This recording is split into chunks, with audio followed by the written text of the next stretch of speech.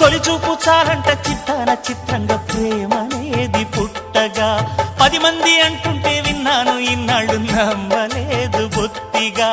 ఆ కళ్ళలో